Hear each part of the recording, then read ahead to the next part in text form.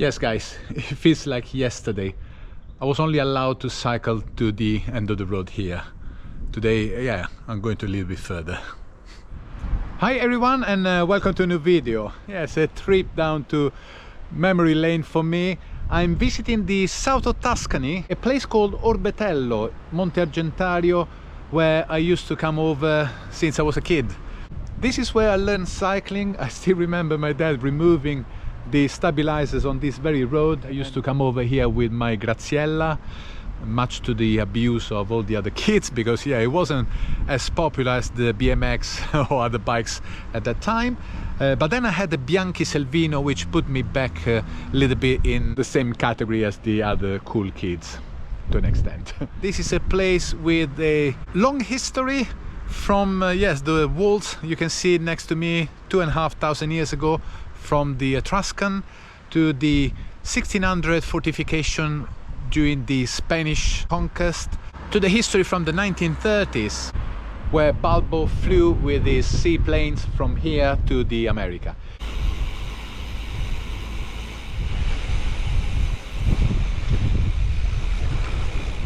It's a bit sad to see this place abandoned now.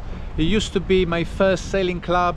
Here, imagine old dinghies, the wooden pontoons. I learned how to sail at 7 years old here on the Optimist. Now it's a bit left behind.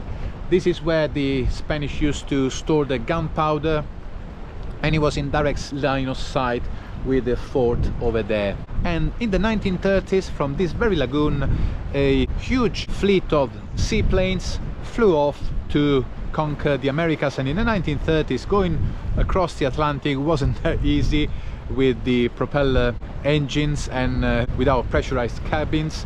So yeah, it was a big thing at that time. Here you could see how Orbetello could have looked like 2,500 years ago, before those side platforms were built after the Second World War. Yes, the water getting close to the gigantic walls, and of course without the later white columns on top. And yes, it must have been really something, these monolithic walls in the middle of water. Yeah, quite a good defense. And here is where the beginning of the Orbetello airfield started to grow up, and then when this place was too small, they developed a huge place further down. Now I'm going to cut through the two lagoons with the diga. It's just a narrow stretch road that divides the two lagoons joining Monte Argentario. And then of course I go up there. It's going to be, I think, a challenging climb. I never cycled there. It seems a long way with a car. Let's see with the bike how it's going to feel.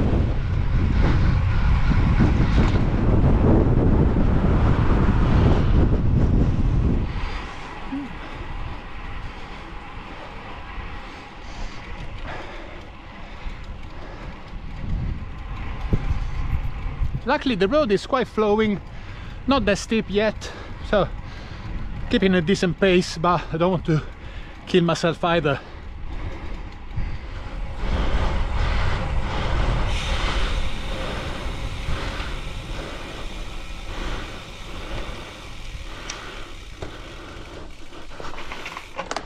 First stop, Il Convento. Yes, this is where the monastery is. They decided to build the church here because they found a source of water, sorgente. Halfway on the climb, and yes, it's not steep, but definitely challenging for me because I'm notoriously bad at pacing myself on the climb. So this is quite a good training for me. From here you can see the distinctive shape of Orbetello in between the two lagoons. Yeah, very beautiful. On the right hand side, Feniglia, the beach. There's a forest inside where Caravaggio was escaping from some of his friends or enemies, and yeah, and eventually he ended up dying there from his wounds.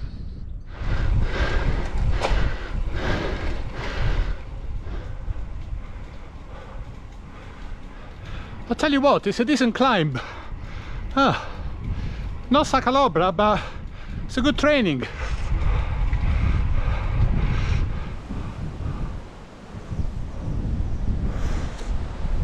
Quite happy with this climb.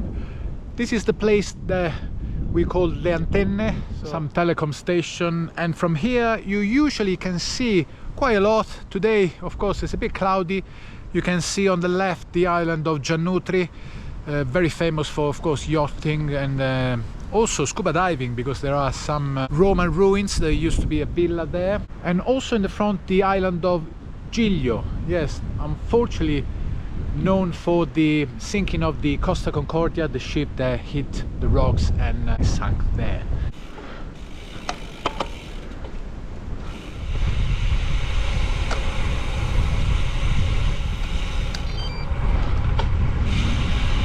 End of the road, guys.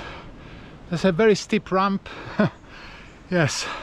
Now I'm going to go back, making sure I don't cook the brakes. So every braking system needs to be released now and then to allow to cool it down, and that's exactly what I'm going to do, because I don't want to, yes, have roasted wheels for dinner.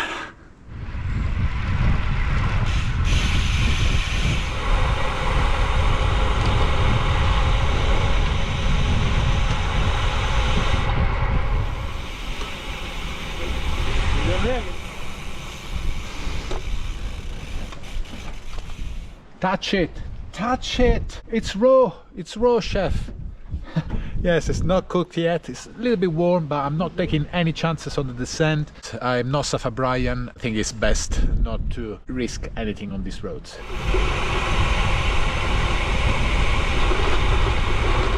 For a split second I forgot I had to stay on the right on these roads. Too many years in the UK! Wow, back at sea level. Yes, I think I deserve an ice cream. Let's go to Porto Ercole. Definitely a sweet treat is needed now.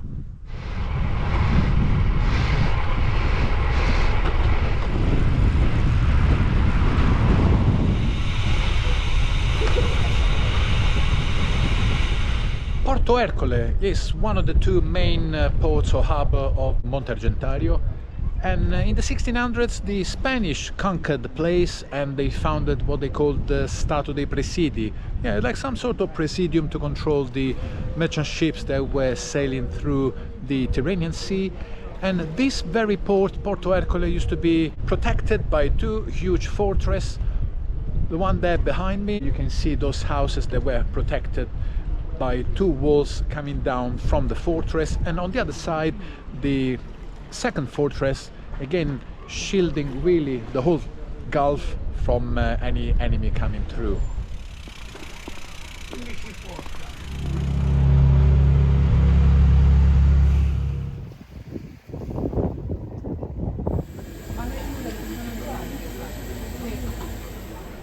Such a classic cioccolato stracciatella in panna. Yes, always the best.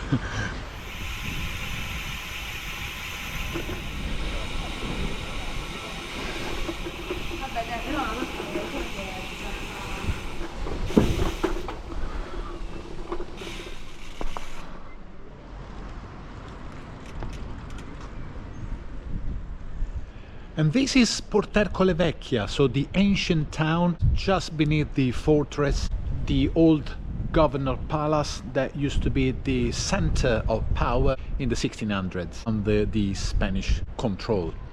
Behind me, the newest marina that you can't see from here, Cala Galera, where all the newest yachts are moored.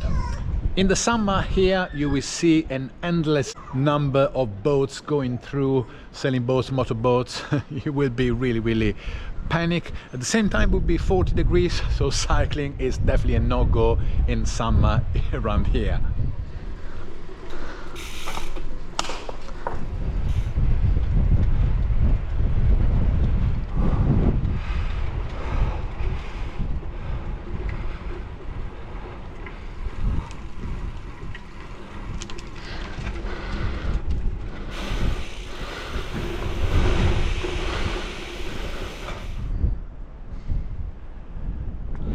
So guys, behind me, La Rocca, so it's the castle that overlooks Porto Ercole on one side, on the other side Forte Filippo. These are maybe some of the best examples of military architecture from the 1600s. Further down there's an even smaller one, even more beautiful fortress called Forte Stella. star-shaped is really unique. There on my left, the La Feniglia beach, again the Caravaggio ones, great destination. Yes, plenty of mosquitoes as well, yeah, don't worry.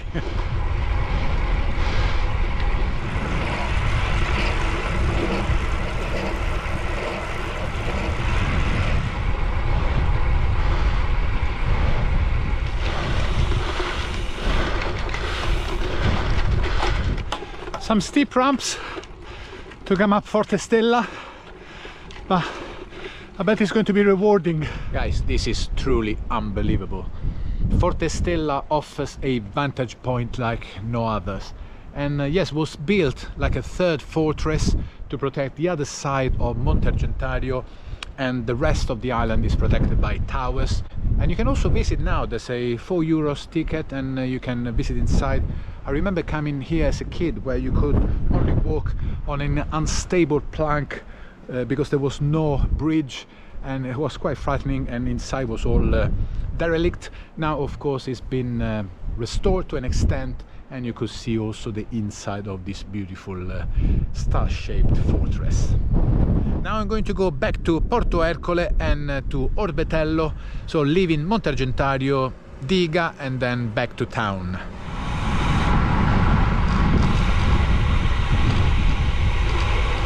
What you can see behind me is still 1500s, 1600s fortification, but you can see the script Aeroporto Brunetta, and this was the kind of ceremonial entrance of the main airfield, the Orbetello airfield, from where the seaplanes left for the transatlantic cruise.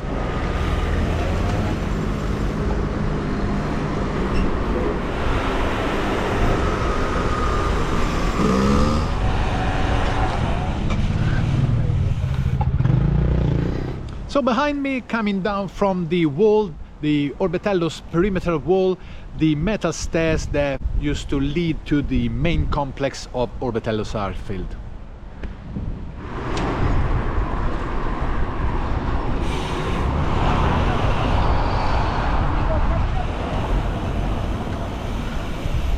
This was a huge complex, and in the 1930s this had to be the crown jewel for the regime, to showcase the engineering prowess of Italy. All the gates are adorned with a winged theme, of course to showcase the airfield, and there's a small element missing, of course, the crown on top of the cross, because yes, they were all removed after the war, yes, again to cancel really some dark pages of our history.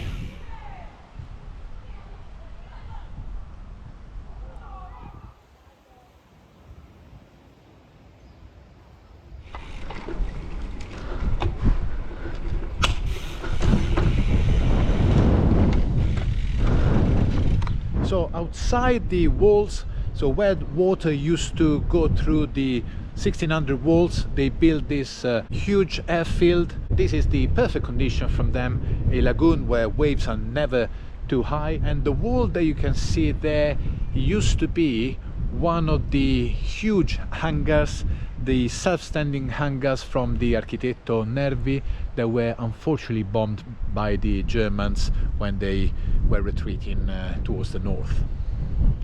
And I used to come over here because the sailing club that used to be housed in the powder building was moved. That became a museum that never opened, so the sailing club had to find another place. It became again a sailing club and is still active today.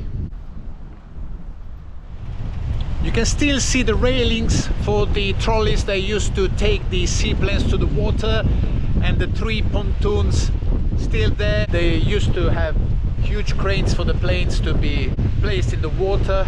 Yeah, everything feels very different now. I can still see a place where I almost cut my leg in half trying to step onto this wall. I had a sailing mast in my hand, so I tried to clear this wall, and I banged my my shin up there, I still got the sign. And I always thought that the airfield was really over that side, but in reality just before World War II the airfield really became huge, and up to where you see these modern buildings, again they built these enormous hangars.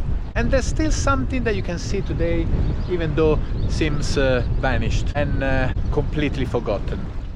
Now this is quite unique, and I love these things. Now you are here around really 1960s buildings. Nothing really makes you believe that underneath you do have the original flooring of the airfield hangar. Yes, this very surface used to be covered by a huge hangar of Orbetello airfield that was reaching this very level here. Even people living here don't know, but this place used to be something very, very different. Some cycling today and a lot of tourist information. I hope you enjoyed. Thank you very much for watching. I'll see you in the next video. Ciao.